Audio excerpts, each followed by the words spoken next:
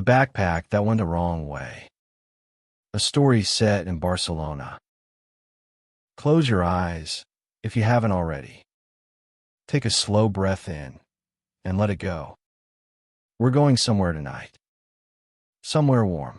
Somewhere where the streets are old and golden, and the evening smells of jasmine and fresh bread from a bakery that's been open since 1937.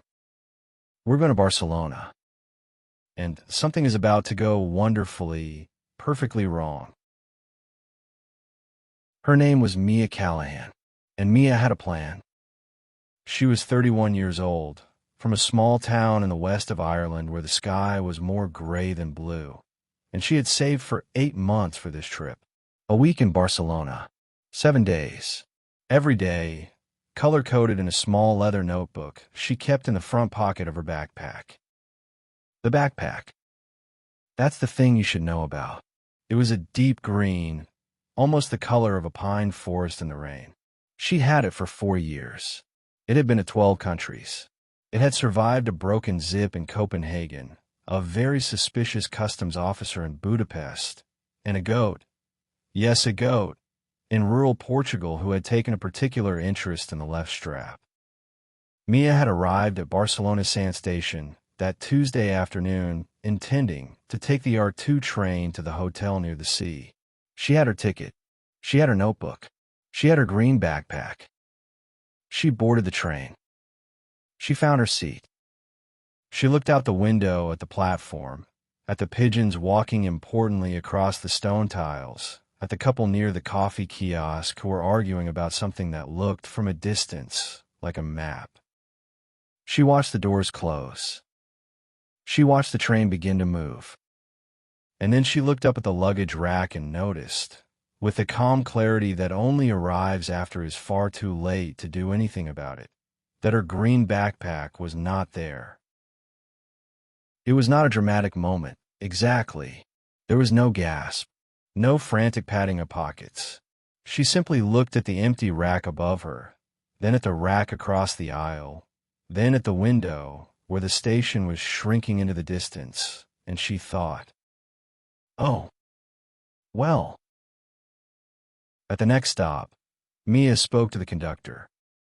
He was a man of perhaps 60, with a gray mustache and the expression of someone who had heard every possible train-related crisis and had long since made his peace with all of them. Mia explained what had happened in her approximate Spanish, which was enthusiastic if not always grammatically confident. The conductor listened with great patience, nodded several times, and then explained, slowly, kindly, in the manner of a man addressing someone who had recently misplaced something they loved, that the backpack had most likely been loaded with a luggage trolley onto a train heading to Girona. It would be held at the station there. She could collect it tomorrow morning. A simple thing, done all the time. He handed her a slip of paper with a reference number. She thanked him. She sat back down. She looked out the window at the Catalan countryside rolling past, the pale ochre hills, the low scrub, the occasional white farmhouse glowing in the late afternoon sun, and she had a thought that surprised her a little. The thought was this: I have nothing with me. No notebook, no change of clothes, no itinerary printed in a plastic sleeve. She waited for the panic. It didn't come. What came instead was something quieter, something she couldn't quite name yet, something that felt, oddly, like a door opening. Mia arrived at her hotel near the Barceloneta with nothing but her passport, her phone, some crumpled euros from her jacket pocket, and a shirt on her back. The woman at the reception desk was sympathetic and efficient. She arranged for a small toiletry kit to be sent to the room, a toothbrush, some shampoo, a comb. Mia stood in her room for a moment. It was modest and clean, with a balcony that looked out over a narrow street where a man was reading a newspaper on a folding chair, as if he had absolutely nowhere else to be and was entirely content with that arrangement. She had no plans tonight. That was the thing of it.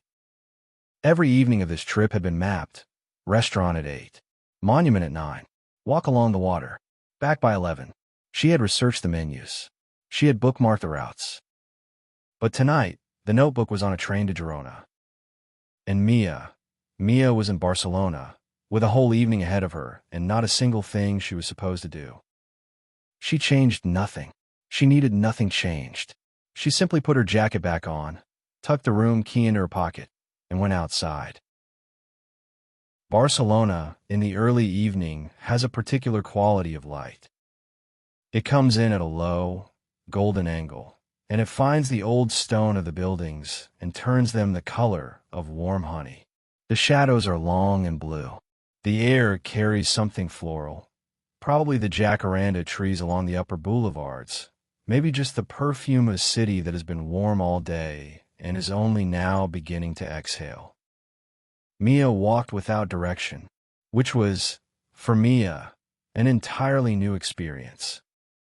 She turned left because a street looked interesting. She followed a sound, someone playing guitar, through a narrow archway that opened into a small plaza she had definitely not had bookmarked. The plaza was perhaps 30 meters across. There was a fountain at its center, not an ornate tourist one, just a simple stone basin with a single jet of water that caught the last of the evening sun and scattered it into a brief, soft prism. A man sat on the edge of the fountain playing guitar. He was perhaps 50. He had his eyes closed. He was not performing for anyone. He was simply playing. 3 children were chasing a dog around the perimeter of the plaza. An elderly couple sat on a bench, sharing something wrapped in paper. Pastry, Mia thought, or maybe bread and cheese. A teenager was sketching in a large pad, tongue between teeth, utterly absorbed. Mia sat down on the warm stone steps of a doorway and listened. She had no agenda. She had no next thing. She just sat. After a while, she didn't know how long, time had gone soft at the edges. Mia stood and continued walking. She found a street where someone was selling flowers from a wooden cart, bundles of lavender, and something yellow she didn't know the name of. She bought a small bunch of lavender for €2 and held it loosely in her hand as she walked, because why not? She found a bookshop that was still open, its door propped with a brick, a tabby cat asleep on a stack of art books in the window. She went in and looked at the books. She couldn't read. She liked the shapes of the words. She liked the quiet of it. She found a bar where an old man was watching football on a small television mounted in the corner, and the barman gave her a glass of white wine and some olives and didn't ask her anything, and she sat for 20 minutes watching the game without knowing the score or the teams or caring in the slightest. It occurred to Mia, somewhere around her second olive, that she hadn't looked at her phone in 2 hours. She hadn't checked her email. She hadn't looked at tomorrow's itinerary. She hadn't wondered whether she was making the most of her time. She'd just been here, moving through the city the way water moves, finding the shapes of things, taking the low road and the lit archway and the plaza with the fountain and letting Barcelona show her what it wanted to show her, instead of the other way around. Later, much later, Mia would sit on her small balcony with a cup of tea she'd made from the little packet left beside the kettle in her room. The street below was quiet. The man with the newspaper had gone in. A cat crossed slowly from one side to the other, paused, considered something invisible, and moved on. She thought about her green backpack, somewhere in a station in Girona, sitting in a lost property office, perfectly fine. She thought about the guitar player in the plaza. She thought about the lavender, which she'd left in a glass of water on the windowsill. And she had a thought, a small, warm, unhurried thought, which was this. Sometimes the best journeys are the ones that happen when the plan falls away. When there's nothing left to follow but your own quiet curiosity. When you stop moving toward something and simply move. She set down her cup. She looked at the stars over the rooftops, which were there, just a few of them, the bright ones that make it through the city light. And she thought, tomorrow I'll collect my backpack. And then, slowly, she let tomorrow wait. Mia woke slowly. Not with an alarm. She hadn't set one. Not with a start or a worry. She just surfaced. The way you do when your body has had exactly the right amount of sleep and has decided, quietly and without drama, that it is finished now. The room was full of a particular morning light. Not the bright, declarative light of mid-morning, but the earlier kind, pale gold, almost white, coming in at a low angle through the gap in the curtains and lying in a long, soft stripe across the foot of the bed. She lay still for a moment and looked at the ceiling. It was a plain ceiling, white, with a small circular light fitting in the center that she had not turned on the night before and would not turn on this morning. She had no particular feelings about the ceiling. She was simply aware of it. This was, she realized, a kind of luxury, to lie in a room in a foreign city with no particular feelings about anything at all, just a mild, pleasurable awareness of being exactly where she was. Then she remembered the backpack. Girona. She smiled, which surprised her a little. She hadn't expected to feel fond of the situation. But there it was, a small, warm fondness for the whole ridiculous chain of events that had sent her green backpack north while she stayed south, that had left her wandering an unplanned evening through a city that had rewarded her generously for her inattention. She got up. She made tea from the little sachet by the kettle. She stood on the balcony in the early morning and watched Barcelona begin. The colorful painted houses of Girona reflected in the green river Onyar on a clear morning. A lone traveler with a green backpack crossing a stone bridge. The medieval cathedral rising above the old city in the background. Wide establishing shot. Luminous and still travel photography. It is busier, in some ways, commuters moving with the focused efficiency of people who have done this 1,000 times and have no need to think about it anymore. But it is also, somehow, quieter in spirit. Everyone is going somewhere they know. The energy is purposeful rather than urgent. It hums rather than buzzes. Mia bought a coffee at the small bar near the platforms. It came in a tiny cup, very dark, very good. She stood at the counter and drank it in the way the man beside her was drinking his, standing up, looking at nothing in particular, present in the small warmth of it. Her train to Girona was the 8:14, a regional service. Not fast, not slow. It moved through the outskirts of the city and then out into the countryside at a pace that felt, this morning, exactly right. She found a window seat. She did not take out her phone. She watched instead, the apartment blocks giving way to industrial edges, then the edges softening into fields, the fields opening into the wide pale plain of the Costa Brava hinterland. The sky was enormous out here, a deep, clear blue with a single long cloud, very white, moving so slowly it appeared to be standing still. She thought, I have been to 12 countries, and I have never once sat on a train and simply looked out the window for the whole journey. She decided to do that now. Girona was not what Mia had expected. She had expected a station, a lost property office, a brief administrative transaction, and a return train to Barcelona. She had allotted 1 hour. What she found instead was a city that seemed to have been built for the specific purpose of making you slow down.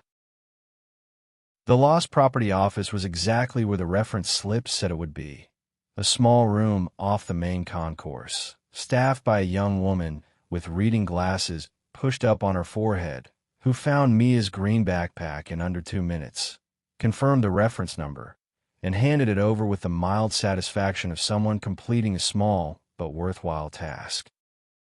Mia held the backpack. It was exactly as she had left it, a little dusty from its unplanned journey, perhaps, the left strap slightly twisted, otherwise perfect. She put it on. And then, because the next train back wasn't for an hour and 40 minutes. She stepped out of the station into Girona. The old city was across the river. She could see it from the station steps, the famous painted houses along the riverbank, their facades in shades of ochre and terracotta and faded rose, their reflections trembling in the green water below.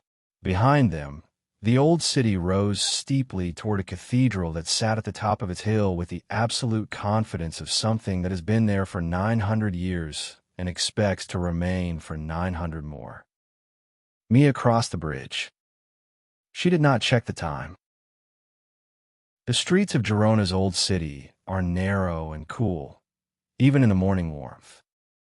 They wind upward in ways that don't quite follow logic. You turn left expecting to continue straight and find instead that you are climbing a staircase. You pass through an arch that looks like a doorway and emerge into a courtyard you had no reason to expect. The city keeps revealing itself in small, unhurried installments, like someone telling a story who is in no rush to reach the end. Mia climbed without intention and arrived, eventually, at a wide stone terrace below the cathedral walls. From here she could see the whole city below, the river, the painted houses, the modern city spreading out beyond, and beyond that, the plain, and beyond that, barely visible in the blue haze, the dark shapes of the Pyrenees. She sat on the warm stone wall and let the view simply be a view, not a photograph, not a check on a list, just a thing she was seeing in this moment with her own eyes. A cat appeared from somewhere and sat beside her with the proprietary ease of a local who has decided to tolerate a tourist. It was gray, with white paws, and it regarded the Pyrenees with what appeared to be moderate satisfaction. Mia regarded them alongside it.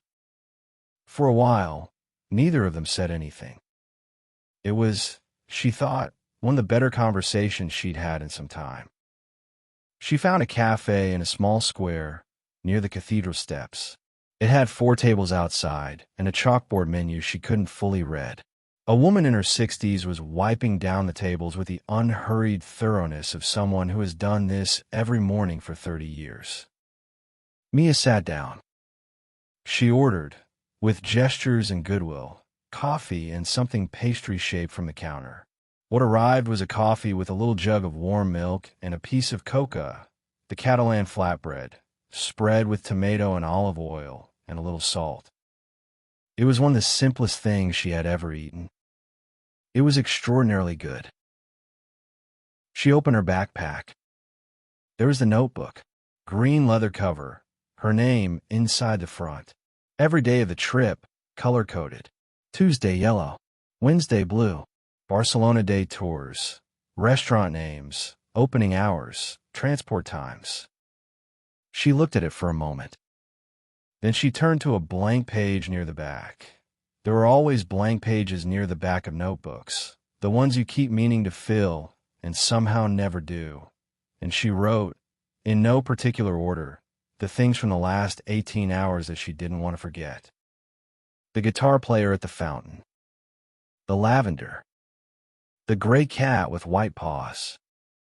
The way Girona revealed itself in installments. The coca and the olive oil and the salt. The ceiling of the hotel room in the early morning light. She did not write them as an itinerary. She wrote them as you write down a dream, quickly, imprecisely, trying to catch the feeling of it before it fades. The train back to Barcelona left at 11:30.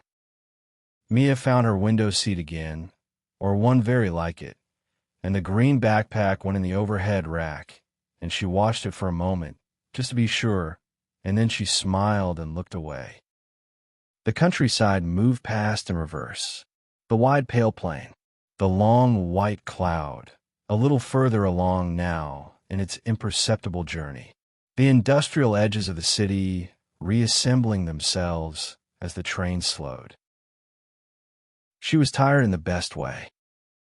The kind of tired that comes from having used a day well, not efficiently, not productively, but well. The kind of tired that is warm rather than heavy. That settles in your shoulders like a comfortable weight.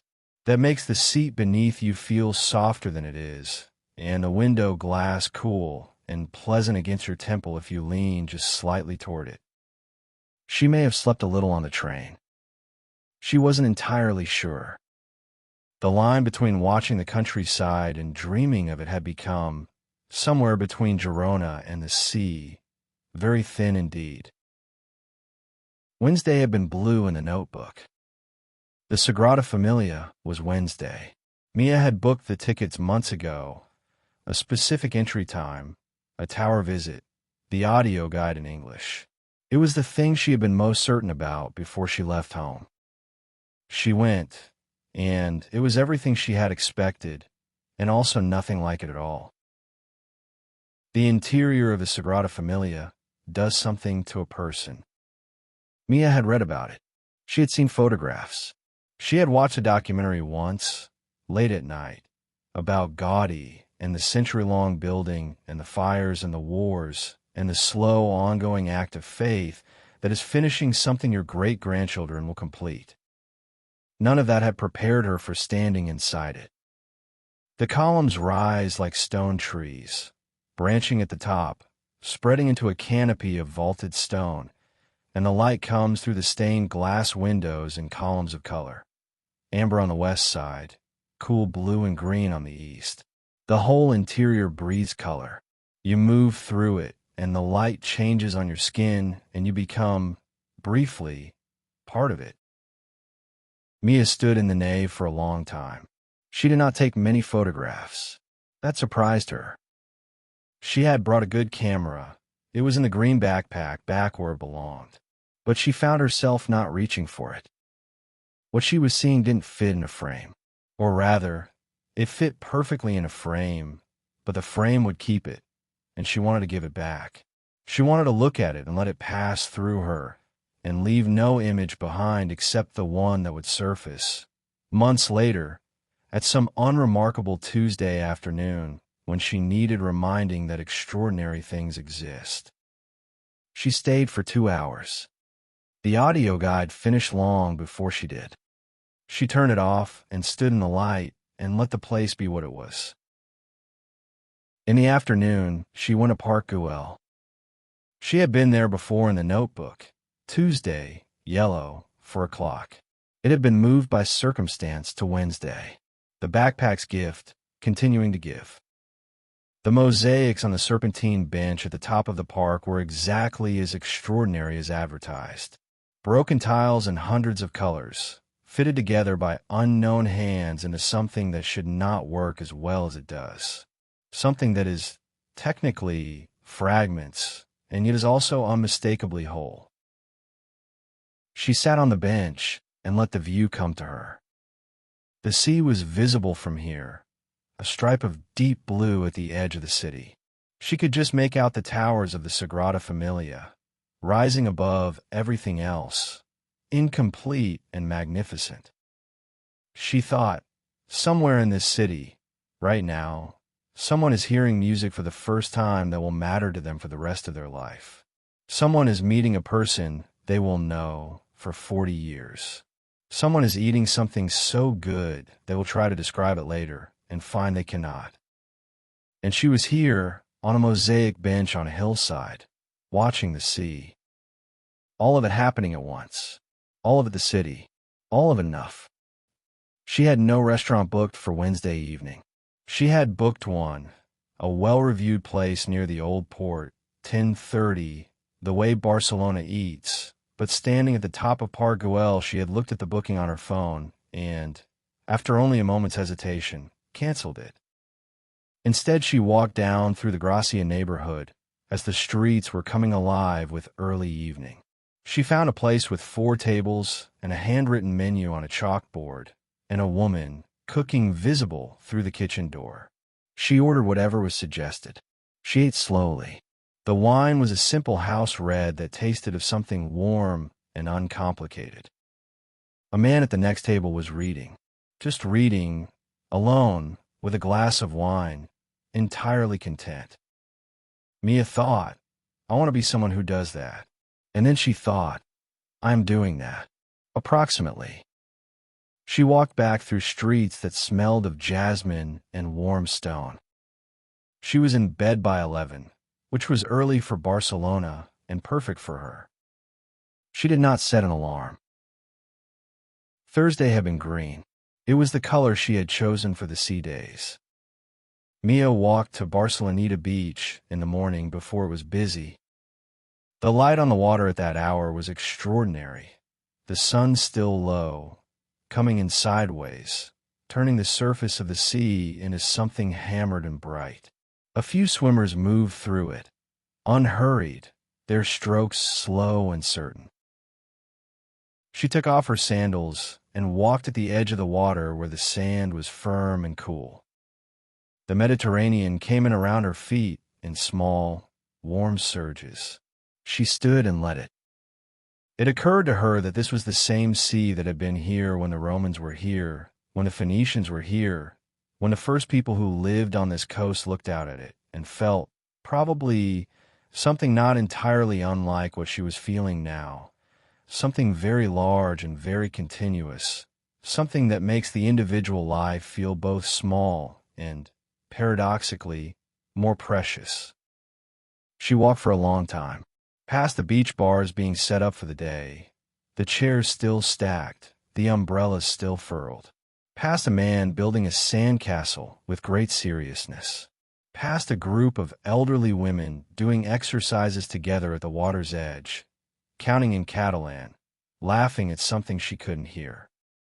She didn't know how far she went. Far enough that when she turned around, the city was a low line of gold against the blue. Thursday afternoon, Mia did almost nothing. This was not accidental. It was, she had decided over her morning coffee, entirely deliberate. She found a spot on the beach under a palm that offered intermittent shade, and she lay on her towel, and she read her book. She had bought it secondhand from a stall near the Barceloneta, a novel she had never heard of, in English, the cover slightly warped from some previous encounter with water. It was wonderful, not because it was a great book. She couldn't have said, afterwards, whether it was or not. It was wonderful because she read it in the afternoon sun with the sound of the Mediterranean 20 meters away, and she had nowhere to be and nothing to do, and the pages turn the way pages turn when you have forgotten that reading is something you chose and have simply become part of it. She fell asleep somewhere in the middle of chapter 9. She didn't mind. When she woke, the sun had moved and the light was the color of warm honey, and a small child was standing a few feet away, regarding her with the frank curiosity of someone who has not yet learned not to stare. Mia smiled. The child considered this for a moment, then smiled back, then ran away. She sat up. She read 3 more pages. She went for a swim. On Thursday evening, she did something she had not planned and would not have predicted. She joined a table of strangers. It happened like this. She had gone to a restaurant near the Mercat de Santa Caterina, a long, communal table, the kind of place that seats people together without ceremony, and the only available seat was next to a couple from Melbourne who were in Barcelona for their anniversary, and across from a Dutch architect who was there for a conference and had decided to spend the evening entirely ignoring the conference, and beside him a young woman from Senegal who was studying textile design and who was, it turned out, staying in the same hotel as Mia, 2 floors up. They ate for 3 hours. The food was excellent. The wine was better. The conversation moved the way good conversation moves, without agenda, without anyone steering it, touching briefly on architecture and fabric, and what Melbourne is like in March, and whether the Sagrada Familia will ever actually be finished, and what it means to be finished anyway, and whether things that are perpetually unfinished might be, in a way, more alive. They said goodbye outside the restaurant. The couple from Melbourne were catching a morning flight. The architect was going back to his conference, philosophically refreshed. The textile student from Senegal, her name was Amara, walked back to the hotel with Mia, their footsteps echoing on the night streets. They talked about small things: the city, the heat, a pair of shoes Amara had bought that afternoon in a shop near the cathedral. At the door of the hotel, they said goodnight. They would probably never see each other again. The evening was complete. Friday came the way last days always come, too soon and exactly on time. Mia woke before her alarm. She had set one this time, for the first time all week, and lay in the gray-gold pre-dawn quiet of the room and listened to the city beginning. A bird she didn't know the name of. Two voices on the street below, low and easy, the conversation of people who have known each other a long time. A tram, further away than usual. The particular silence that exists between sounds, which is not quite silence at all, but the city breathing between sentences. She packed her green backpack slowly. The clothes folded. The camera wrapped. The novel with the warped cover. She wasn't finished with it. She tucked it in carefully. The leather notebook. She held it for a moment. Wednesday blue, Thursday green, Friday. Friday had been purple. Return journey. Airport. Home. She looked at the blank pages at the back, the ones she had started filling in Girona.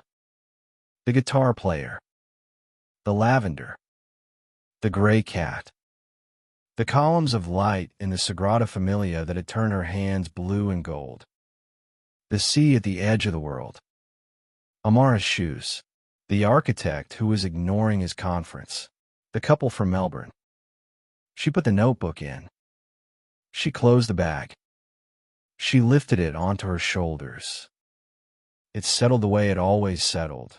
A little left heavy, familiar, like something that knows it belongs there. She had 2 hours before she needed to be at the airport. She used them for walking. Not purposefully, not toward anything in particular. She walked the way she had walked on Tuesday evening, following the interesting turn, the lit archway, the sound that asked to be followed. She passed the market at La Boqueria, the stalls just being set up, the fruit still in crates, the flowers not yet arranged, the whole place in that intermediate, unprepared state that is somehow more beautiful than the finished version. The vendors moved around each other with the ease of long practice. Someone made a joke she didn't understand. Everyone laughed. She passed through the Gothic Quarter, where the streets are so old and so narrow that the morning light only touches the upper stories of the buildings and everything below stays cool and blue.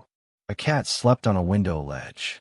A child's bicycle was locked to an ancient stone column.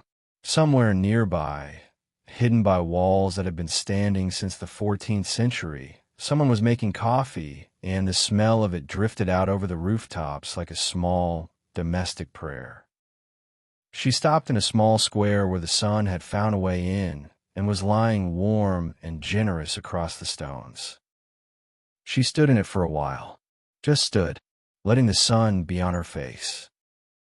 A pigeon landed nearby and walked in a small circle, apparently reconsidering something. A woman passed with a bag of bread under her arm, already tearing a piece, eating as she walked, because she was in her own city and it was morning and the bread was fresh and there was no reason not to. Mia watched her go. Then she turned and walked to the taxi rank. And she went home. 3 weeks later, Mia was back in her small town in the west of Ireland, where the sky was the color it always was. More gray than blue, but a gentle gray, a considerate one. And she was sitting at her kitchen table with a cup of tea, and outside the window the rain was doing what the rain in the west of Ireland does, which is to say it was raining thoughtfully, as if it had considered the matter and decided this was the right amount. She was looking at the leather notebook. The color-coded week. Yellow, blue, green, purple. All those careful plans. And then the blank pages at the back, now not blank anymore, filled with small, quick handwriting. The words she had written in Girona, in the cafe with the coca and the olive oil and the salt. And more words added after. Thursday's sea, Friday's walk through the Gothic quarter, the pigeon reconsidering its decisions in the sunlit square. She thought about the backpack going the wrong way. She thought about how Tuesday had not been what she had planned, and how that had made room for something she couldn't have planned. The fountain, the guitar, the wandering, the unlocking of something in herself that had perhaps needed a locked door and a missed train and an evening with no agenda in order to open. We make plans because they help us. And sometimes something moves our backpack to the wrong train. And we follow it. And in the following, we find the things that were never in the notebook. The things that couldn't be. The guitar player who wasn't performing for anyone. The cat who found the view adequate. The light in the cathedral, turning everything gold and then blue. The long table and the strangers who were, for 3 hours, something close to friends. You can let your plans rest now. They will be there tomorrow. Tonight, there's only this, the warmth of having been somewhere real, of having moved through the world and let the world move back. The backpack is by the door, where it always ends up. Ready, when you are, for wherever goes next.